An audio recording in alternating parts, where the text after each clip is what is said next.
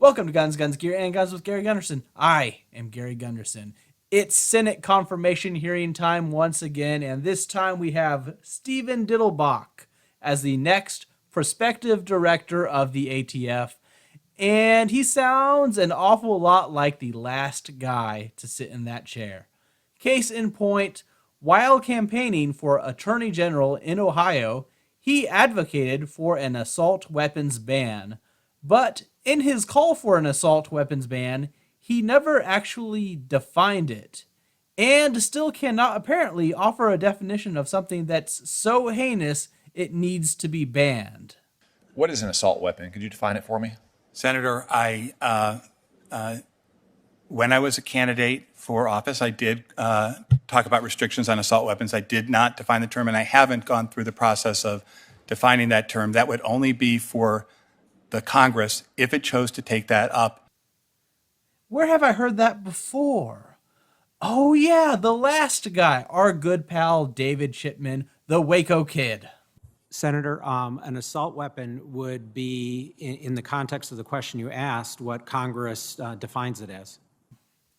Politicians, never wanting to let a good tragedy go to waste, demonstrated their complete lack of knowledge about the process of purchasing firearms in the nation they represent. One senator saying he will introduce legislation to stop straw purchases. Bought to a straw purchaser. The Chair Durbin and I and Senator Collins have reintroduced our legislation to stop these kinds of straw purchases. Do you agree that legislation making these kind of acts illegal in federal law might help? Even Dettelbach knows this is already illegal.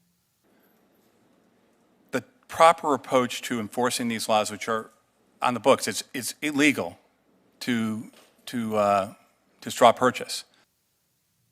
Though his response was directed at a different point and not contradicting the senator directly. Feinstein, of course, wants to make it illegal for domestic abusers to possess firearms.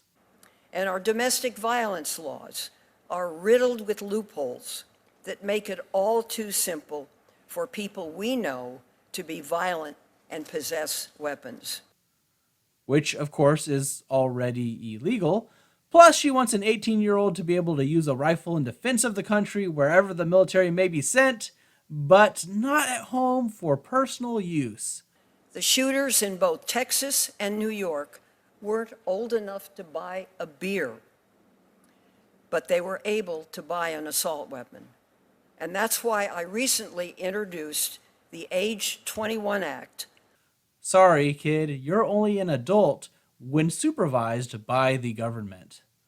The latest boogeyman of ghost guns also came up, where Dettelbach inexplicably said that by closing the so-called loophole, that it would mean there would be serial numbers on guns at crime scenes. And so closing that loophole would enable us to get serial numbers from guns found at crime scenes.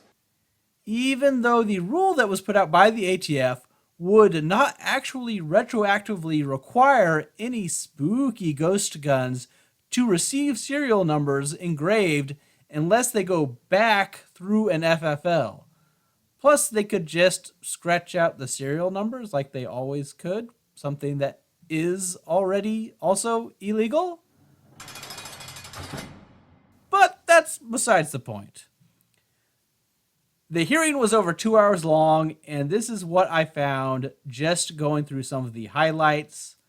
Though he does not seem as bad as David Chipman, the fact that the head of the ATF wants to ban, firearms, one of those little letters, is not a good sign for the gun owners of the country. So be sure to contact your own senator and let them know how you feel about Dettelbach. Comment below if there are any particular highlights from the hearing I missed in this video. Please like it, share it, and subscribe for more content. Thanks for watching.